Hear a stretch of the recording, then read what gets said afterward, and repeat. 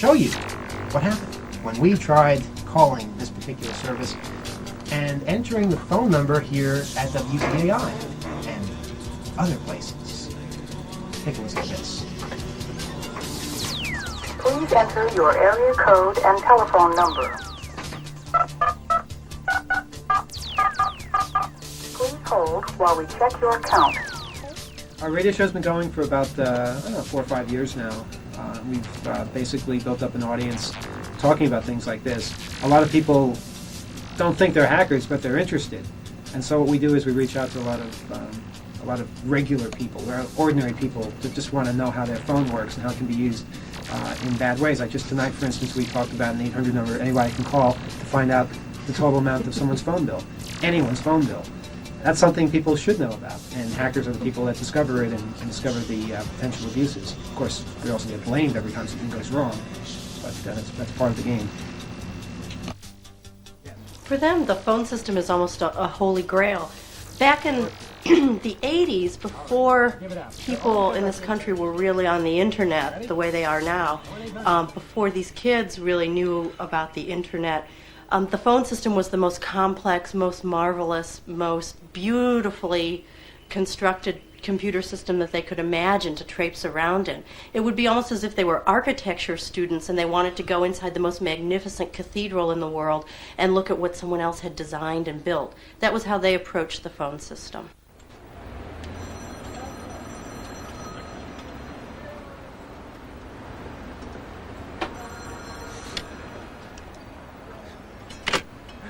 So what's up? This is Joker. We're standing outside the Citicorp building in New York City. It's the first Friday in the month, and it's just about time for the 2600 meeting to start. I know nothing about Unix. I know about Unix. You type SU and then input a password. That'll get you a root account. To get onto the internet from school, we didn't have any internet access. Only the administrators had the internet access. So what I did was I got hold of an administrator's account because they're... And then you hear these strange tones, which are actually this with a few others for international dialing.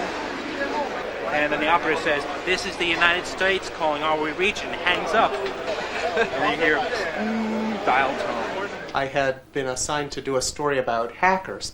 I didn't know anything about hackers and barely knew what a computer was. And so I wandered over there with my reporter's notebook to see what I could see.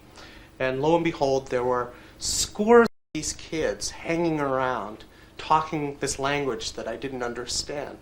In fact, like most people, I was really intimidated. I thought that there was some horrible potential there lurking, that these kids were going to shut down the phone system or whatever.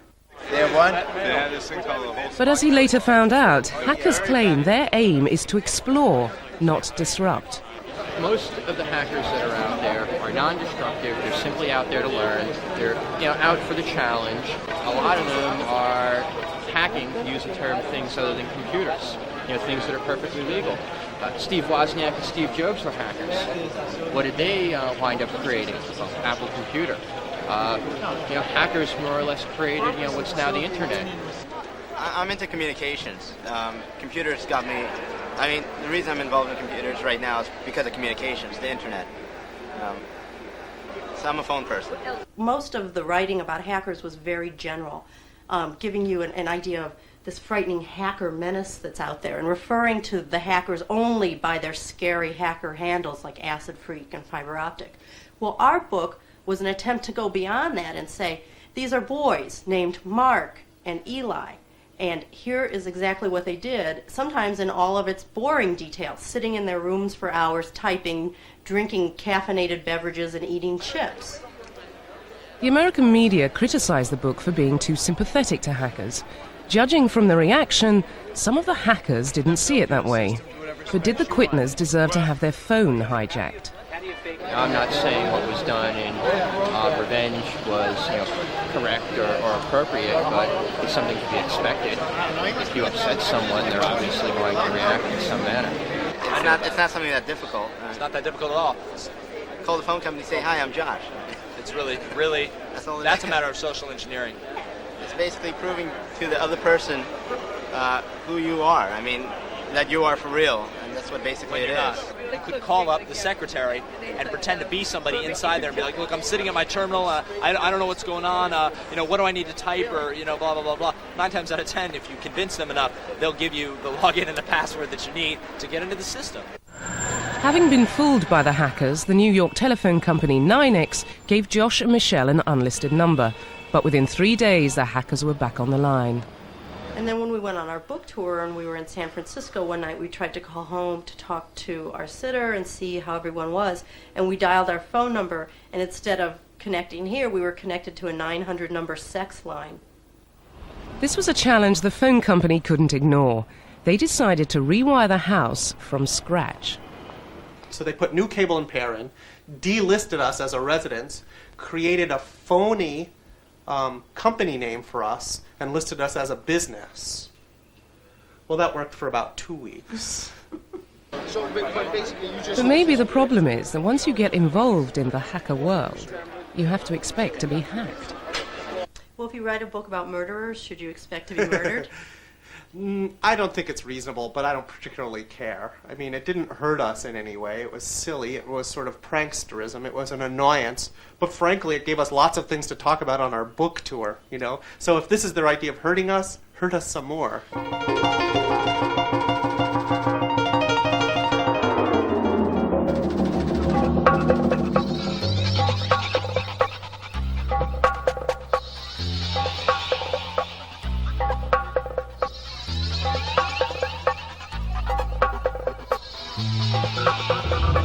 Hello, I'm Mixmaster Morris in the Cyber Cafe at Glastonbury Festival.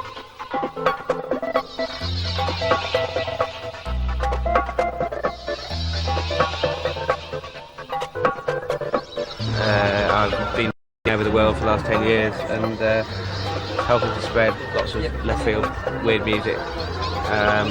It's been interesting to see the net and the club culture and festival culture all coming together over the last few years, and now it's really no longer raises eyebrows to have net terminals in a club or a festival.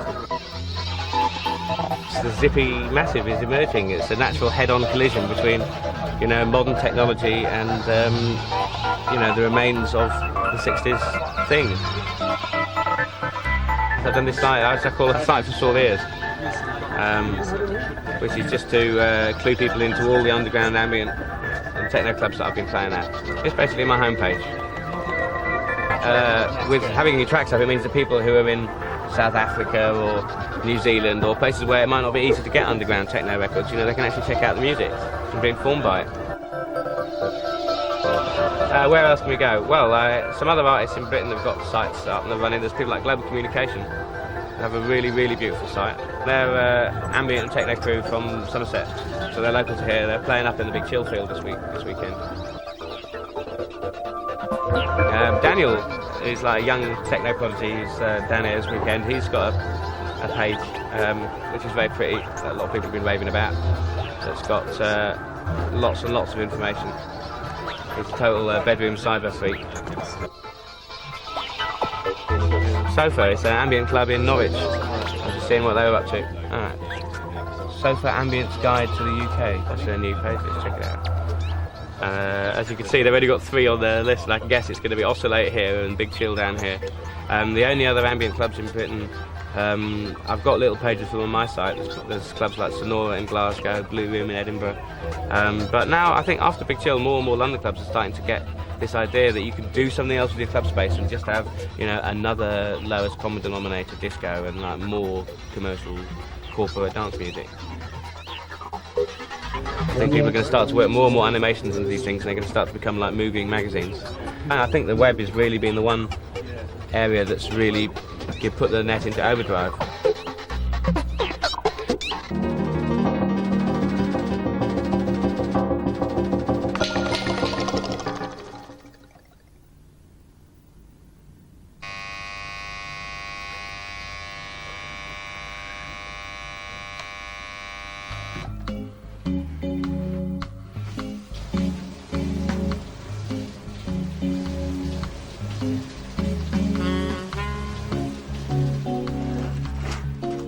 I'm Michael Strangelove, publisher of the Internet Business Journal and author of the book How to Advertise on the Internet. I'm also a doctoral student at the University of Ottawa, where I'm writing a dissertation that explains how the internet is an entirely new form of mass communication.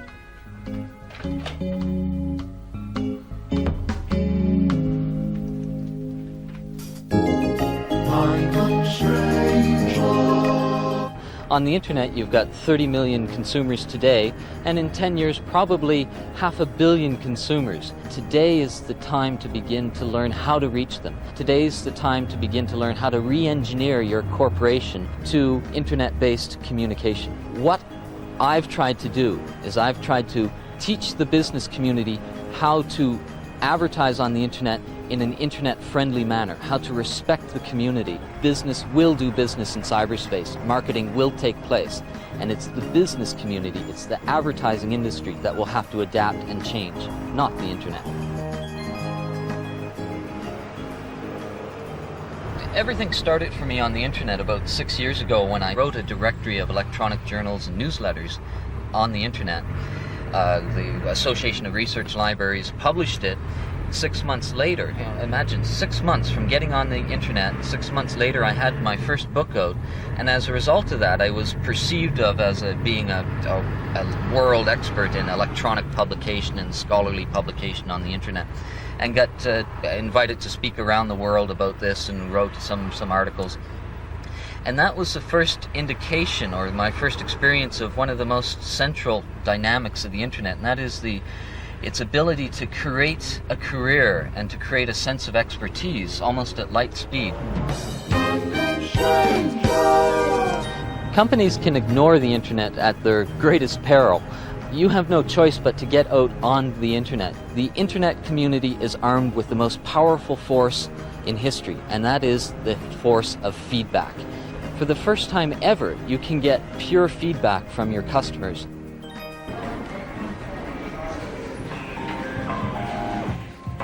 Cyberia, like other net cafes, demonstrates how the internet is attracting the attention of the mass media, and also demonstrates how the net is a richly social environment. In internet cafes, people eat pastries, drink espresso, and explore the web together, share discoveries, write email to distant friends, and converse over chat lines. Over a century ago, when newspapers spread across Europe, most people couldn't even afford to buy one single copy.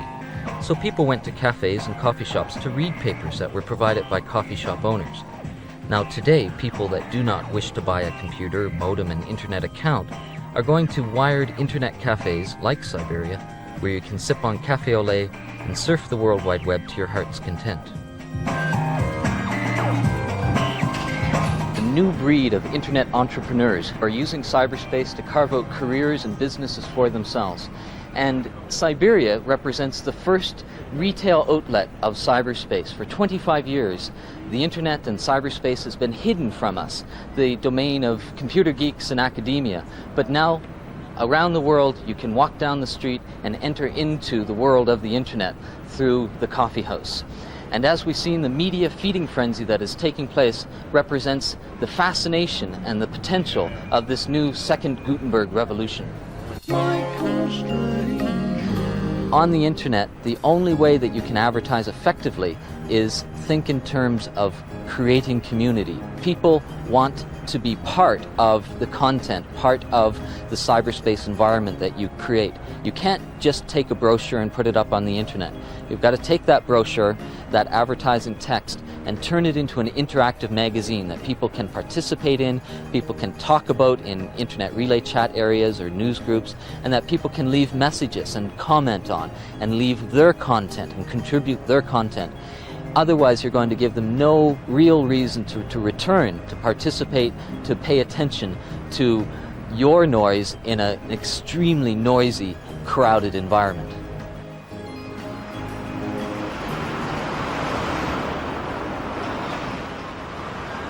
I use the web not only for our company, but to put my own personality up there as clearly as I can, and use the multimedia nature of the World Wide Web to put as many aspects of myself up.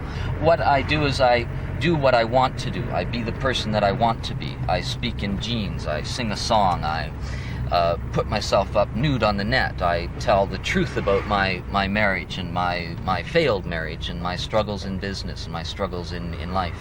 And I think that is what helps make this journey that I've started on much more interesting, both for myself and for the curious people that look into our website to see what the devil's going on.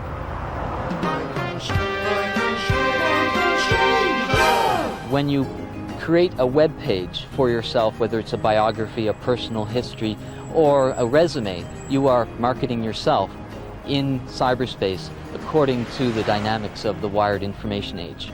For the cost of an internet connection and a computer, you and I can be out there in cyberspace and put as much information up and create as big as a presence on the internet as Coca-Cola or IBM or McDonald's.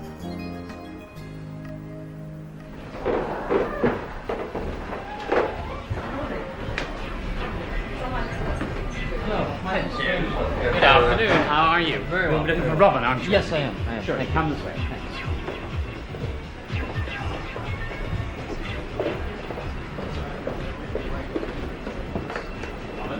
Wired Magazine and Cyberia are cultural icons that both interpret cyberspace and are reinterpreted by cyberspace. Social institutions such as coffee shops and magazines are jacking into the internet and being transformed. Coffee shops are now interfaces to the net, and magazines, to survive, need an online community of readers. The emerging paradigm of cyberspace will certainly restructure all of our social institutions.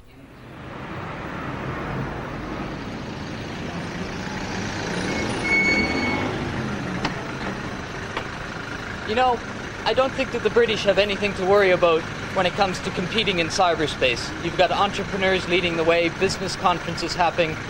It's quite clear if you want to create a job, change a job, create jobs for other people, or change your entire life, you can do it in cyberspace, and you can do it today.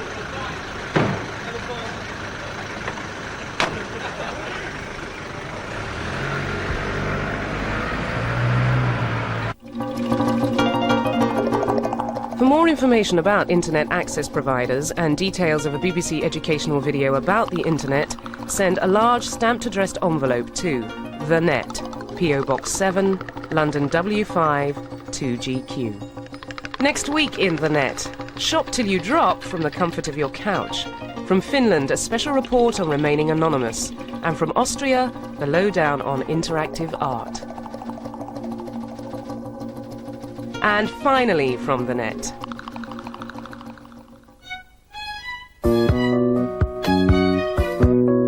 This is The Spot, the world's first interactive soap opera. Apparently you can email the real people in this soap opera. Of course, it's all being written by some little nerd in an advertising agency in New York. Jeff's always only wearing shorts, good set of pectorals, and writes highly entertaining diary entries. No, not really at all. I think it's just the pectorals. You can always email the dog, Spotnik, and Spotnik writes his own little diary entry every day because, as we know, dogs can write diaries. A lot of people have been wondering whether they're real people.